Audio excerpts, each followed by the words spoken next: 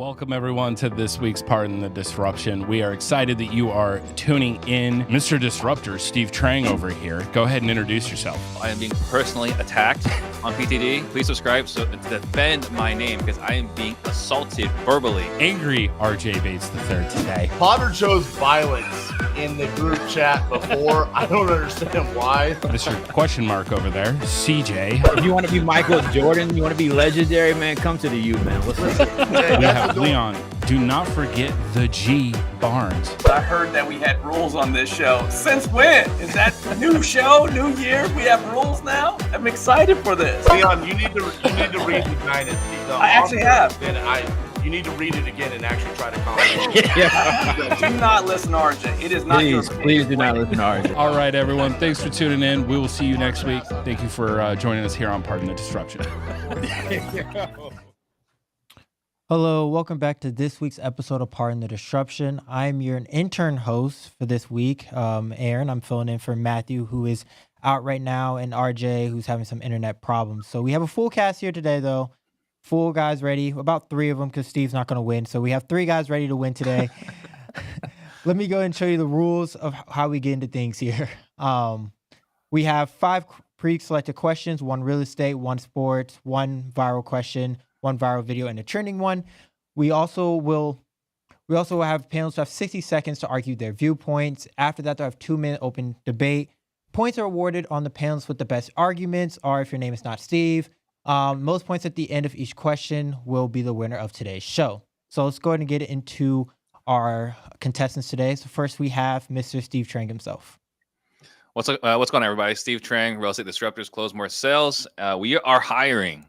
If you're a salesperson, disruptorsjobs.com. We need people. We have such high demand, and the biggest thing we need are salespeople. Looking forward to today. We got Captain America. Last time he was here, he said some crazy stuff, so I'm looking forward to dealing with him directly face to face. We got Stratton here. We dug deep into the bench. He's still the only one we can get. And then we got Leon here, and I'm looking forward to a friendly conversation today before we shut him down in San Diego on the courts. Wonderful, Steve. We're all looking forward to seeing your jump shot in San Diego. So, Leon, go ahead and introduce yourself.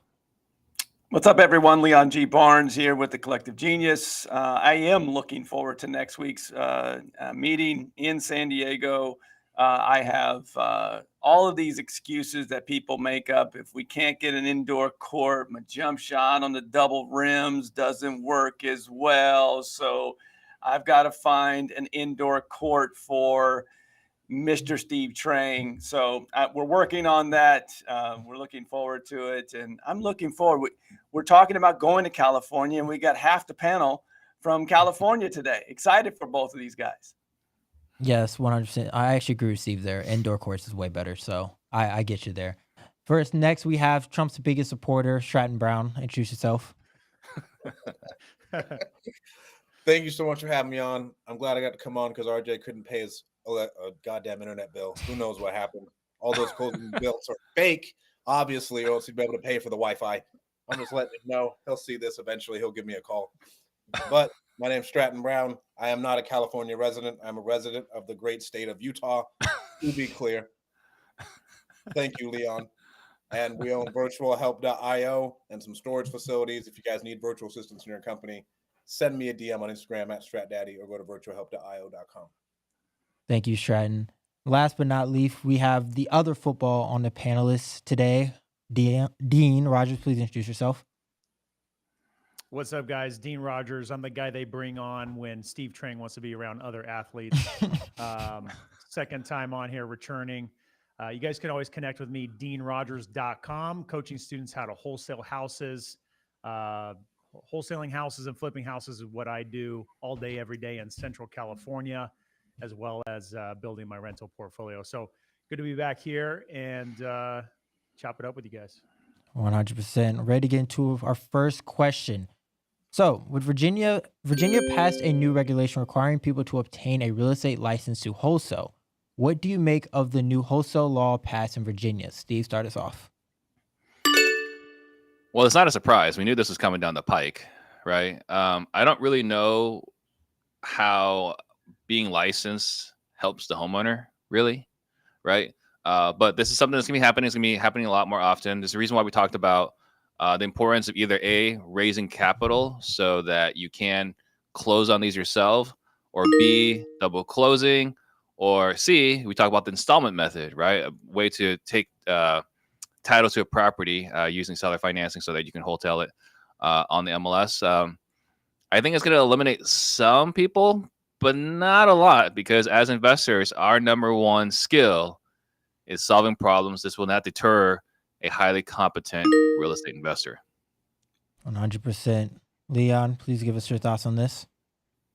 Yeah, Steve is right. We've talked about this many a time, been warning those that are in states that do not have regulations in regards to wholesaling that buckle up, it's coming your way. And Virginia is just the next state to fall in line.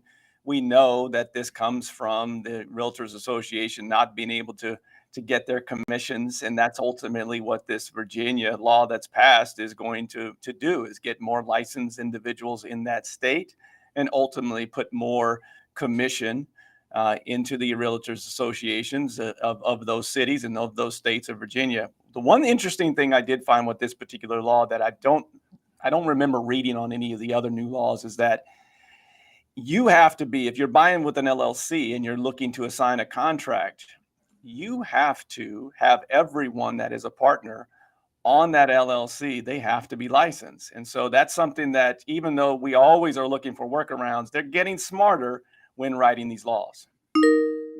100%. That's actually pretty interesting. Stratton, go ahead, next point.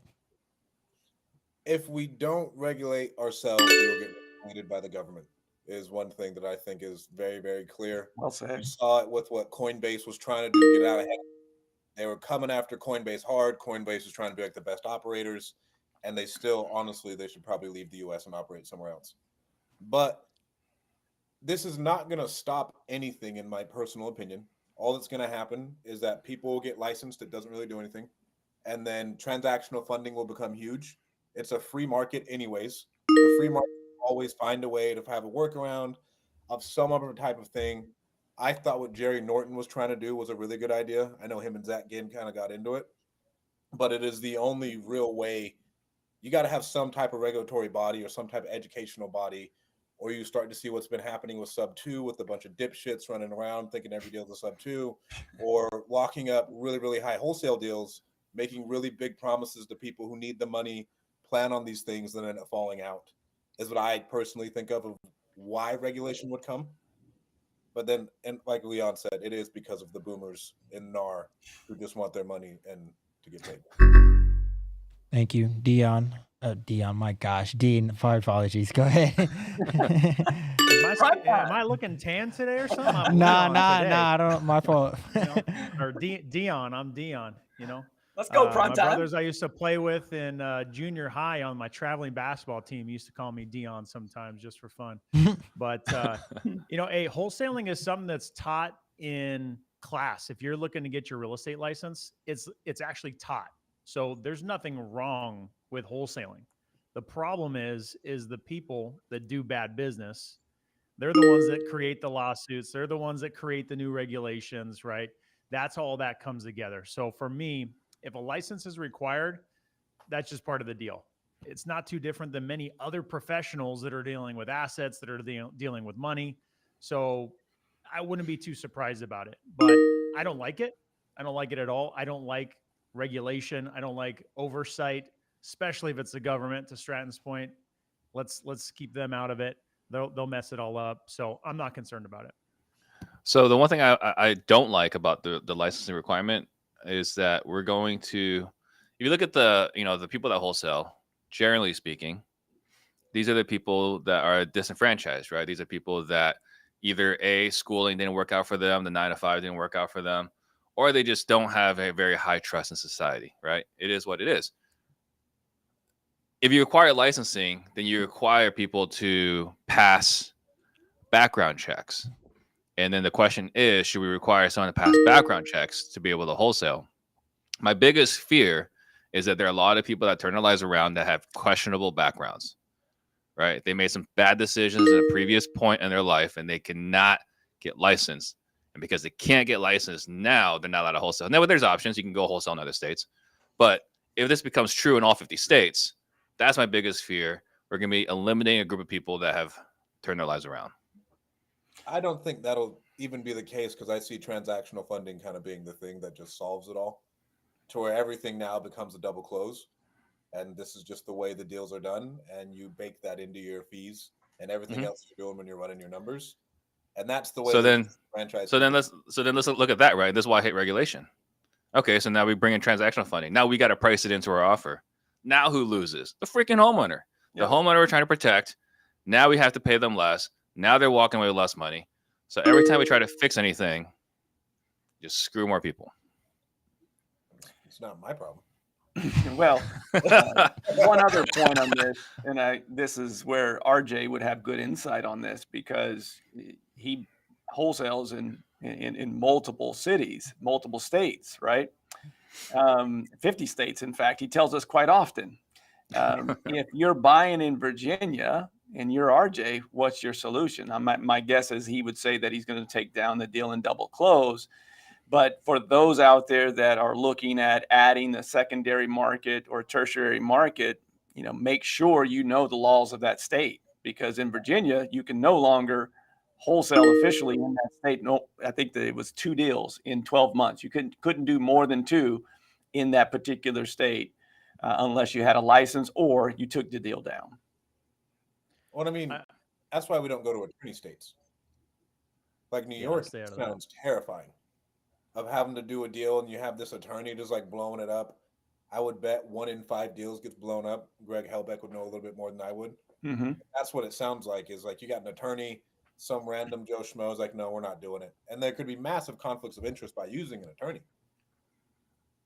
Where there's a will, there's a way. So for me, Steve's point earlier, if it weeds people out and makes it harder for people, go find a partner, go be a deal finder, go work for somebody that's going to give you access to that opportunity still and find a way. I think one of the best things about being an entrepreneur is being resourceful. So if there's regulation, there's new obstacles, we'll just find a way around it. What Dean just gave you is great advice. I know a lot of big time agents that have real estate retail teams that are looking to add an investment arm, and guess what they have? They have a brokerage license, and they could really use a partner to head up their investment division. So if you're in Virginia and you're not sure what to do, I would befriend a broker as soon as you possibly could. Yep. And just one more plug for installmentmethod.com. Gosh. Okay, wonderful round there, guys. As someone that's not in real estate, that was very informative. And honestly, it sounds like you just need to find a way around it if there's going to be regulations, and honestly just learn what's going on. On to the next question. With new allegations claiming that Diddy secretly recorded artists unknowingly off guard for blackmail purposes, how do you handle a blackmail situation inside your business if 2 employees are trying to blackmail each other? Let's start with Dean on this one. I plead the 5th, as the Dave Chappelle would say. Hey, if you got a video of yourself, it's kind of hard to plead the 5th. So my advice is just don't do stuff that's going to get you in trouble. Just be a good person. Do the right thing. Be a good person. Don't have to worry about getting recorded.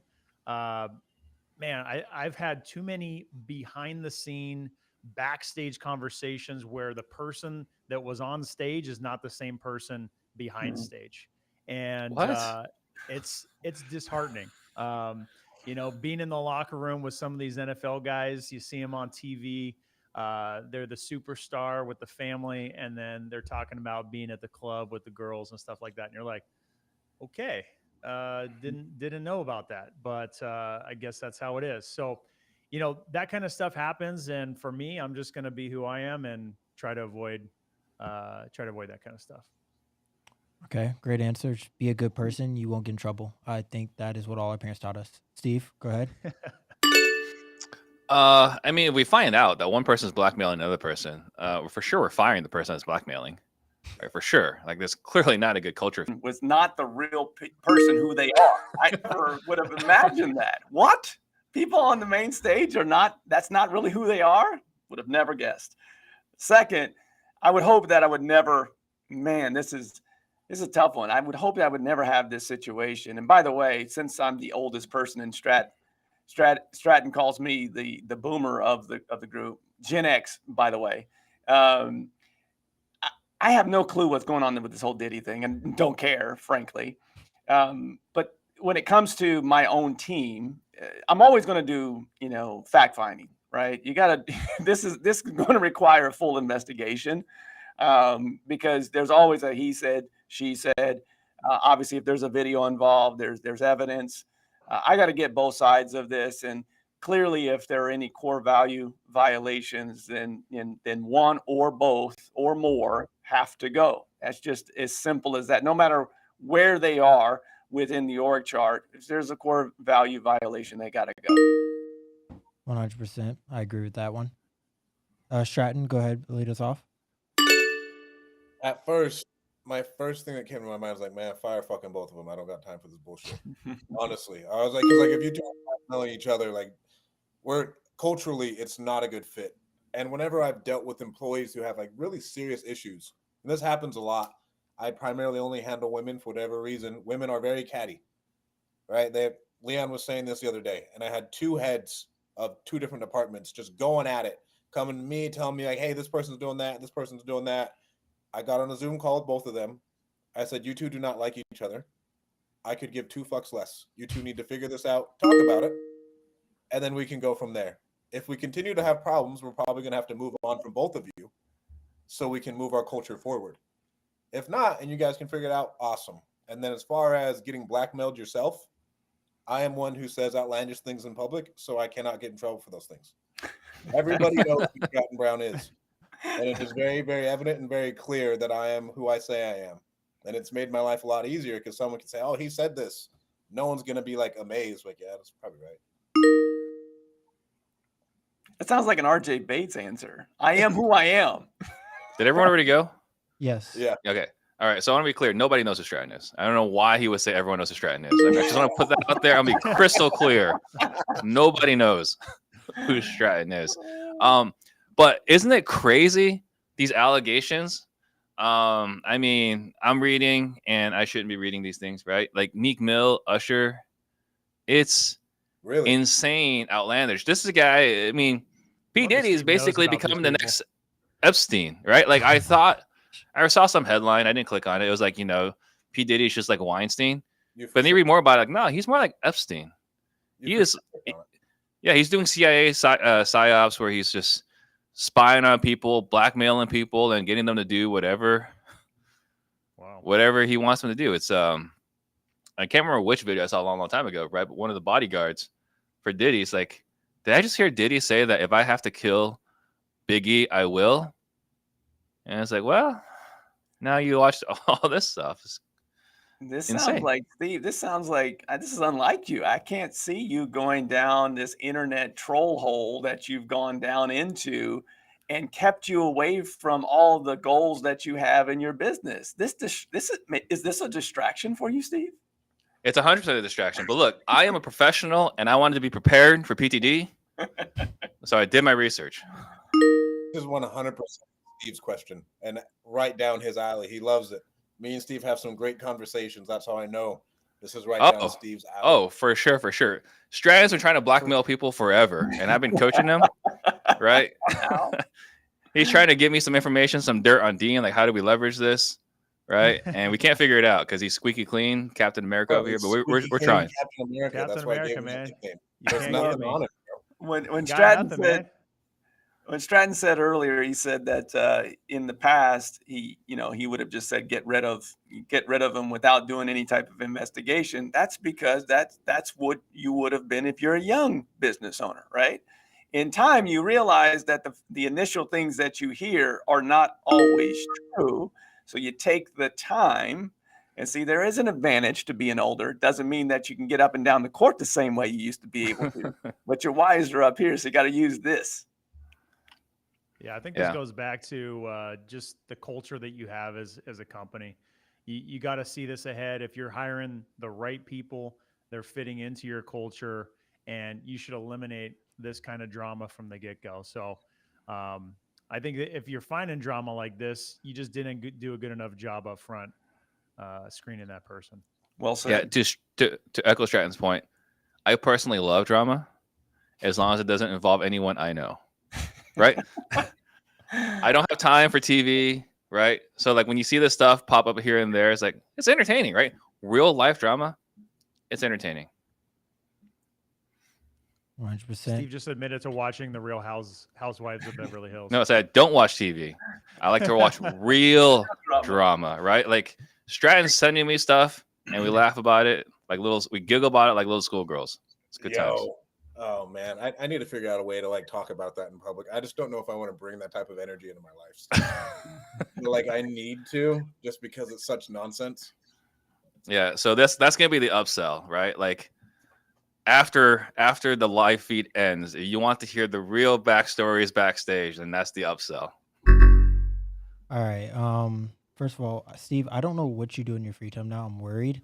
The fact that you know all this about the Diddy situation, you almost know more than me, is kind of a little weird, but that's whatever. You're the one educating me yesterday. I did. I told you about the Usher in Meek Mill part, but I feel like you went and learned more, so I don't know. Gave Steve a whole 30-minute presentation. He asked me the question about what was happening. I told him my rundown of what I understood. That's gonna be my CG presentation next week, by the way. Yes. You got to have at least one slide with this on the presentation next week. I hope he does not. Only I will laugh. Oh gosh. Okay, going on to our viral video this week. Go ahead and run the video.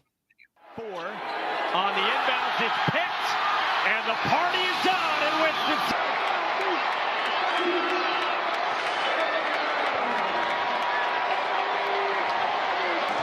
Kyle Filipowski is being helped off by members of the Duke staff, and you saw surrounding him as this court storming is in full effect. Okay, so with March Madness coming up, you all know college is big right now. Duke star Kyle Filipowski got hurt by getting stormed on the court by Wake Forest after their loss to them. Should the NCAA ban fan storming from the court, or does it take away from the college sports atmosphere? Steve, we're going to start with you.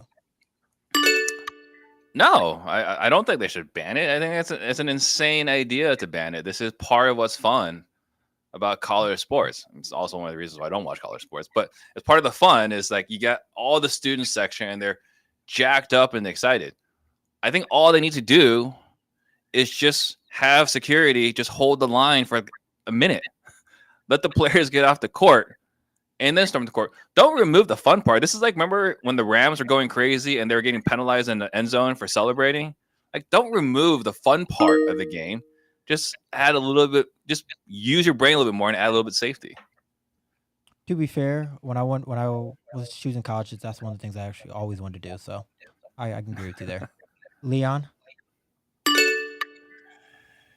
Well, they can't ban it because most schools don't have the resources to implement some of the solutions that have been presented.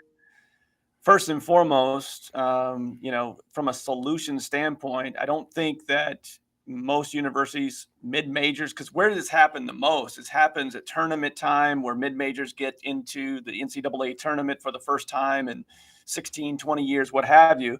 And so it's part of the college experience. So I do think that this is the simple solution. If you have, to Steve's point, but just a little bit more, where you have a specific, especially during times where you know there may be an upset, where you have a specific security detail that grants safe passage for the opposing team. That's it. Simple as that. In that particular video, if you watch, if there was a security group that 8 to 10 people, if they just grabbed and went around all of the Duke players, then that doesn't happen. I think that's a simple and easy solution, even for the smallest schools. I like that. Stratton, what do you have on this? The only people who want to ban this are old Watts and boomers and those quarterback QBs in the comments. If you think about it, like those are the only people who want to do it because college basketball is unbearable to watch. The only thing that is good about it is the fact that there's all that emotion and stuff where people do rush the court. Besides that, like who watches college basketball? It's like watching Steve Trang and Leon G. Barnes play fucking basketball. Like there's zero athleticism. There's no star power. Nobody's getting dunked on. Like it is beyond me that people still watch this shit. And then now you want to take out the best part? That's crazy. I think what Leon proposed of just like college football, when the coaches run out to do a handshake, there's a cop right there. And nothing's ever happened because, you know, that dude's there and you'll probably get messed up if you run up on Nick Saban. But that is probably your best possible solution. And for people saying the NCAA should do something, within the next 3 to 5 years, the NCAA is going to be bankrupt because all the schools are going to leave. There's not going to be anybody there. They're not going to have any regulatory power anyways. Man, college basketball needs this if it wants to stay relevant. Because the only time people even start to watch it is during this time when those are high. 100%. I'm only watching college because of this. Watching Steve and Leon play college basketball probably the funniest thing. Mainly Steve. Dean, go ahead. So I think of this in terms of like playing basketball, pick up basketball with people that aren't good. I don't want to do it because usually they're people that don't have control of their bodies. They go extra hard. People get hurt. So when people are storming the court and they're rushing in tight quarters, you could see that one girl that ran into the player and like flew to the ground, got blasted. You know, it just sucks. It just sucks that it happened because this is one of the best parts of college sports. To play at a place like that, it's not even like that in the professional level, you know? So it's the highlight. When you go to a school that has passion like that, that's why you went. You went for the experience. So I think if they get rid of it, it gets rid of the atmosphere. It's nothing like it would be. And Stratton's right. Watching college basketball sucks. No one's scoring. They score like 50 points. It's not too exciting except for that. So if I could just illustrate something, if you could just imagine a bunch of old people, right? Like 40 plus playing pickup basketball, and you invite your friend Stratton to play because he's supposed to be an athlete. And the one time he plays with you, he breaks his ankle. And this guy's questioning our athleticism. This guy couldn't even keep up with a bunch of 40 plus old dudes. Can you guys see my camera? Steve jumps like this. Like it's like it's safe. It's safe. We're not breaking ankles over here. That is safe. That is very safe. He can pass the ball very well. He's got that like old man jog with like no where he's just shuffling down. He's gonna get that midi shot in, and then he's just gonna get another old man shuffle if it's not a fast break. And that's how it goes. Yeah, but we're safe. The other thing too is I want to look at the proposal, the solution. They're saying we should ban this, right? If you listen to that video, the guy's like, we should ban this. This is terrible. And that is the classic example of changing things to fix things that ends up ruining things, right? Like we talked about with the first question, regulation. Right? So, to Stratton's point about college football, you know, you have a security detail, and there's generally local cops, sheriffs, what have you. You always have a security detail for the important people on a college football field. This has only happened where injuries have occurred. There's twice this year with Caitlin Clark it happened. But in the past, how many times have we heard about an injury? I do say this, though. There is one change. The kids that are running onto the courts these days are not going onto the court just to jump up and down like they used to and get on a Sports Center moment. Now, this has come into play, right? They're recording themselves on TikTok or what have you, and they're not watching where they're going, and they're just running onto the court. And so I'm not saying ban it by any means. That's a college experience. But because of this device, we've now gotten into a point where you got just kids running onto the court. You've got to make some adjustments, and that would be as simple as a security detail for the opposing team. Okay. Yep. Simple, elegant solutions. Add security, gives time. That's it. This idea of canceling it is just a ridiculous overreaction. We're a cancel culture, right? Fire this person. Get rid of this and get rid of that. That sells, well, doesn't sell newspapers anymore, but it gets clicks, right?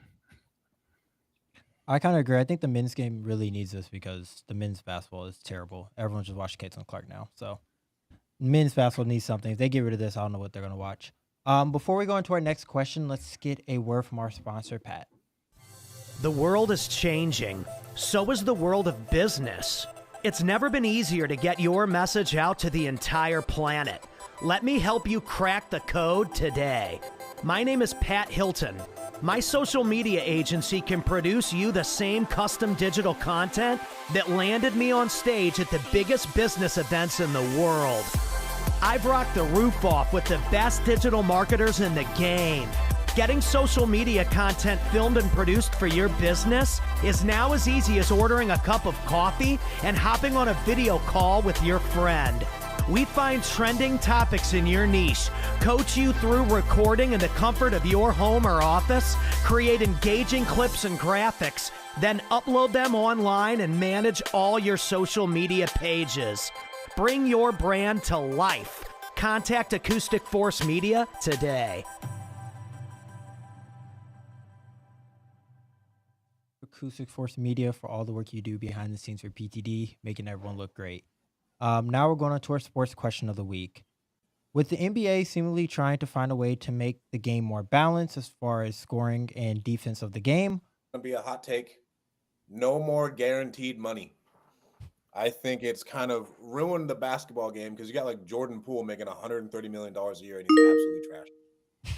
Right? You need to have dudes out there who are dogs, who are ready to murder to win a game, to where now everybody's fat and happy. And so, like, there's no Mamba mentality. There's no Jordan mentality. You don't see that in the sport of basketball anymore, of guys who are really willing to risk it all. I think there needs to be less games on top of that because it's almost like college basketball to where regular season's unbearable. I turned it on the other day because there's like LA versus another, like the Warriors. And Kalani's like, why are we watching this? This is dumb. And she's a basketball fan. She's like, it doesn't matter until the playoffs. The playoffs are when you really start to watch NBA basketball. And then I think if you really want to like catch up the NFL, the one thing the NFL has done amazingly is they are integrated into the American culture. To watch football is to be American. And so we'd have to find, if they really want to step it up to the next level, they got to kind of take a note from them. But I think it needs to be more killers on the court, less games, and then there should be a mandatory amount of games played in order to win any type of award that goes into like your pedigree of being able to get in the Hall of Fame. I'll take it from a football guy to tell basketball players they do not need guaranteed money. It sounds like a football guy. Dean, go ahead. So here's the truth. Scoring sells tickets, right? And this is a money-driven sport. Every professional sport is money-driven. So the reason you have the LeBron jersey, the Kobe jersey, the Jordan jersey, because they were scorers.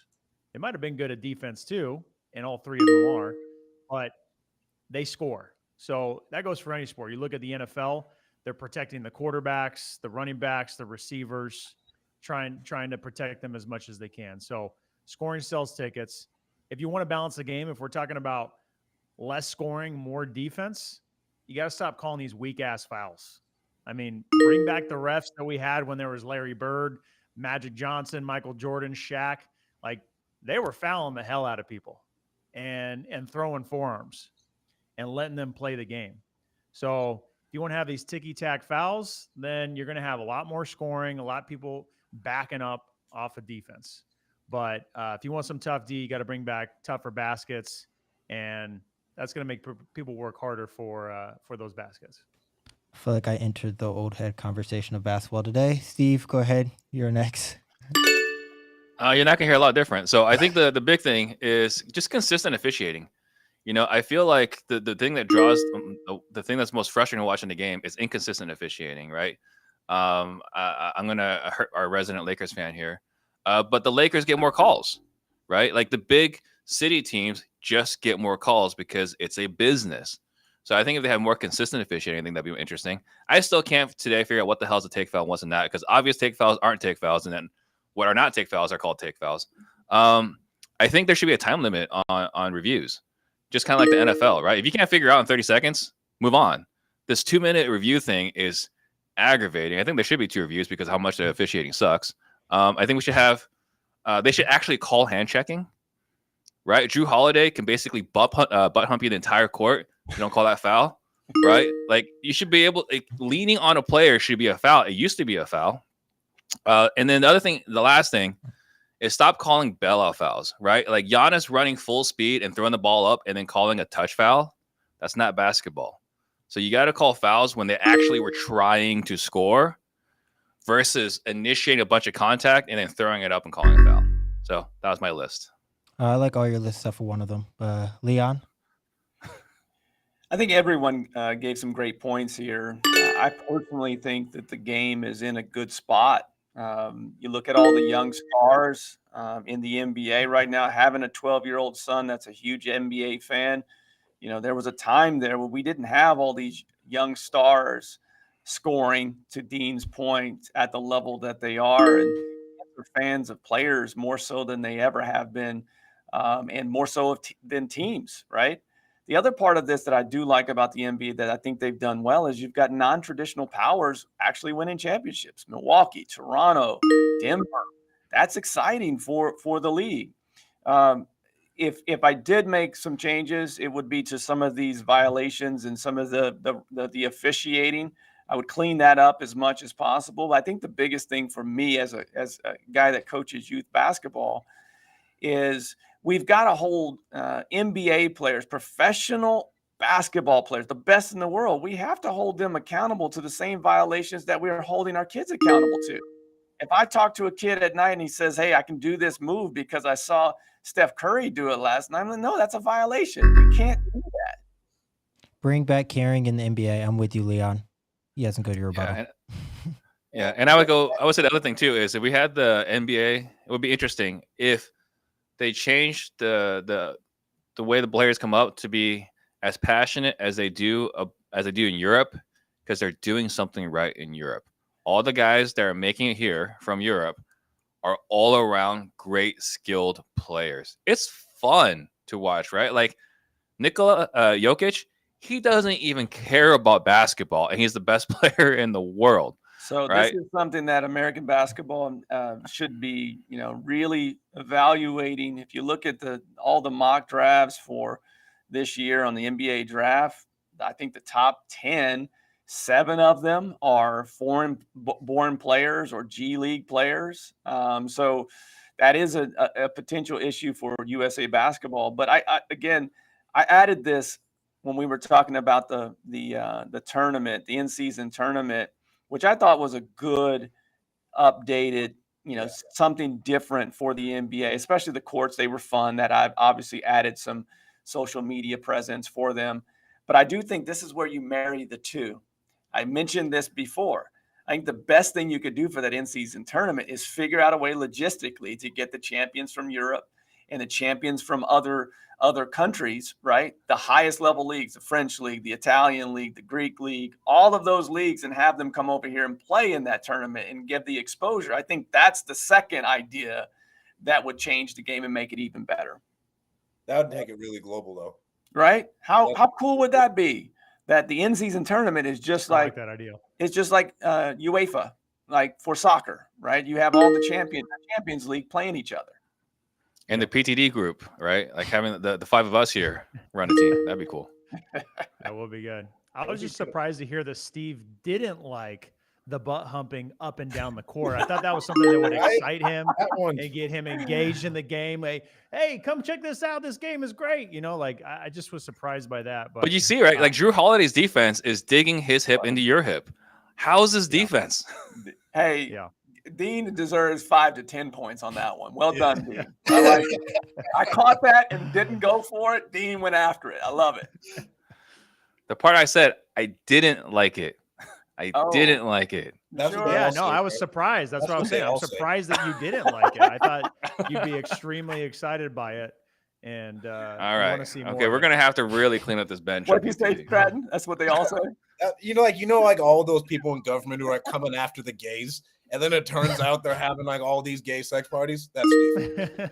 Thank you. Right there. Thank you. All right. So submit all your complaints to @StratDaddy. That's STRATT.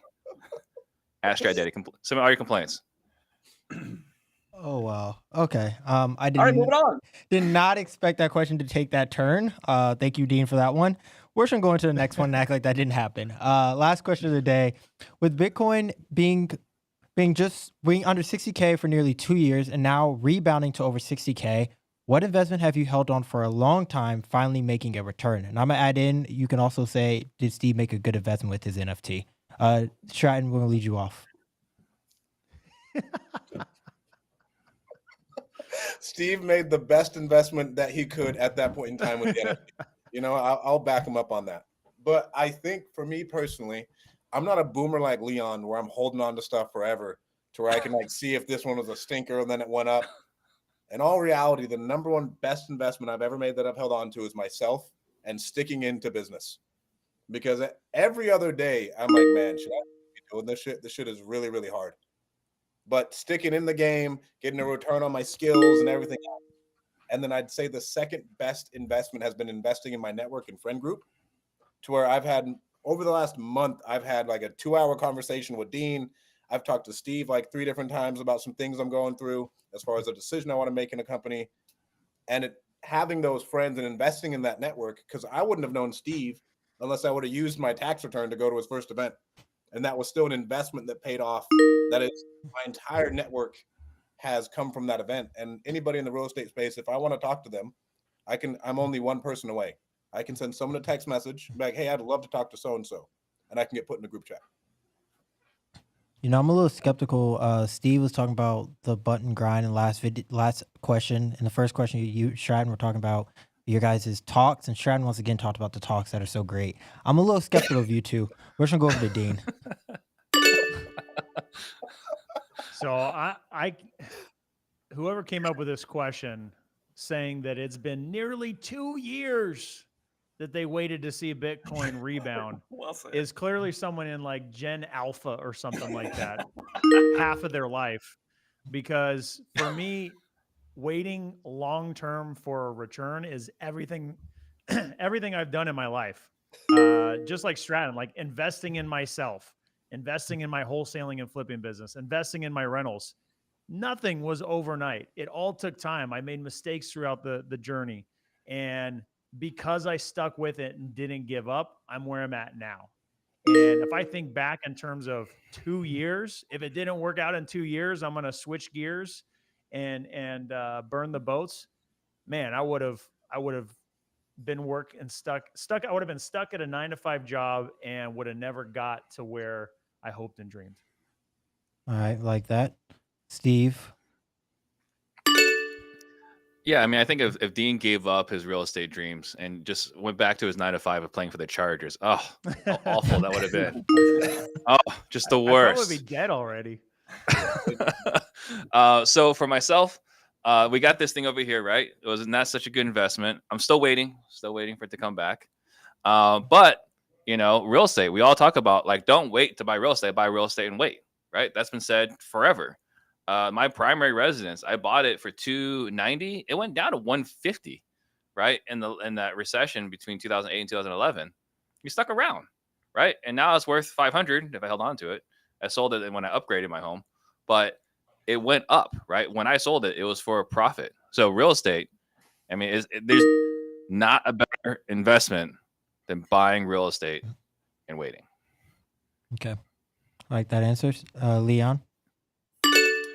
So first, we've established that horrible NFT behind Steve it was a horrible investment, but the best flex ever, based upon how much money he made that year. So we know it's a flex, and we can appreciate it on this show.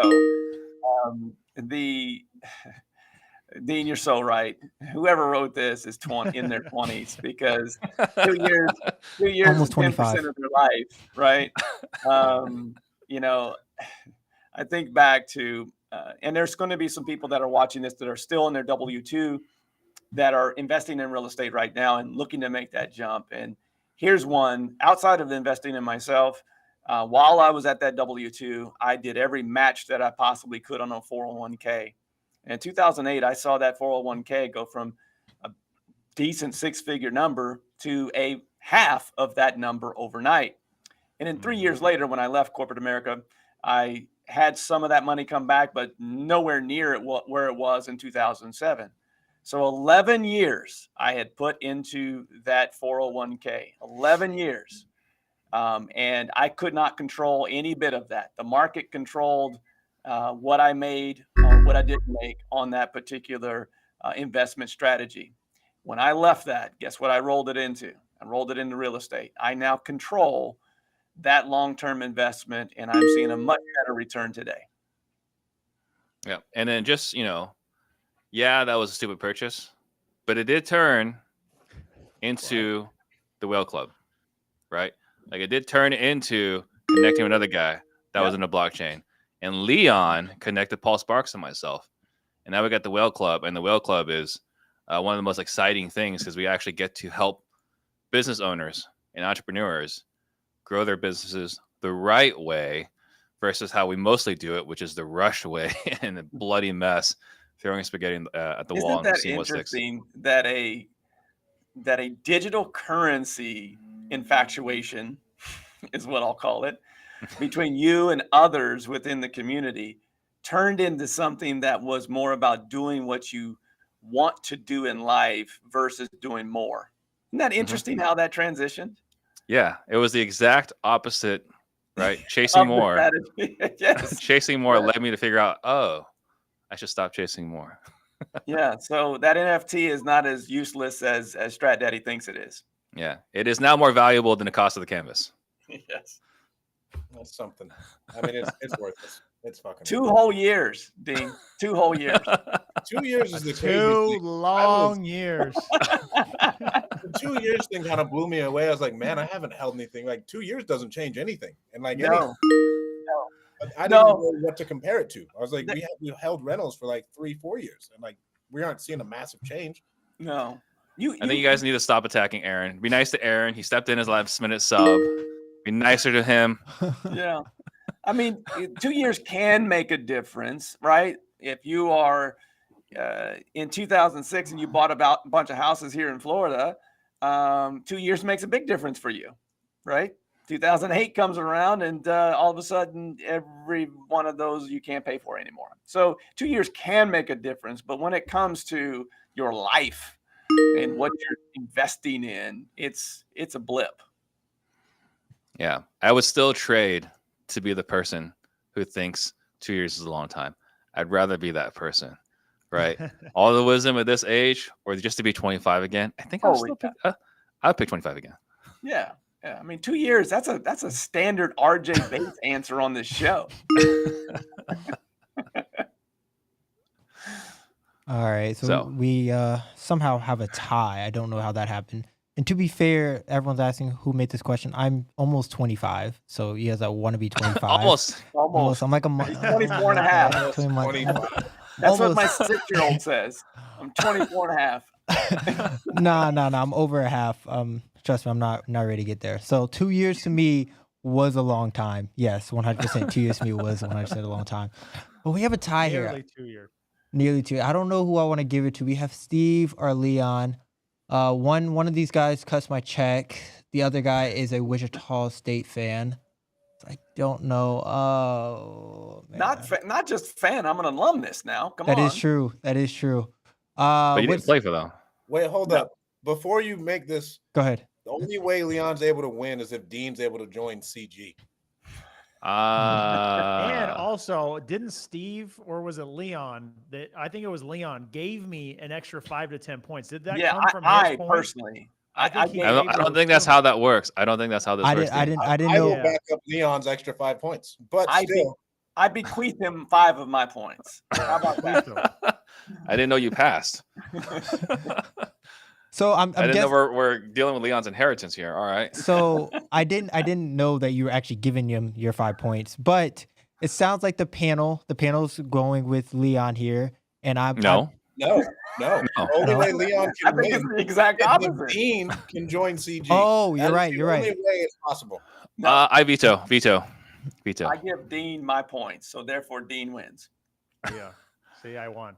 I knew it. All right, so I'm so confused. Is it slander or is it libel? I don't know what it is that Dean did, but he can't win by slandering the I was guys. just reminding everybody what happened earlier with all the great points I made and the you were just reminiscing. All All right, right, so- bestowed upon me. All right, so I'm gonna step here and veto. So I'm gonna give the win to Steve this week, even though you guys are all wanted to beat Dean. This is not favoritism at all. This is not favoritism at all. It is not favoritism at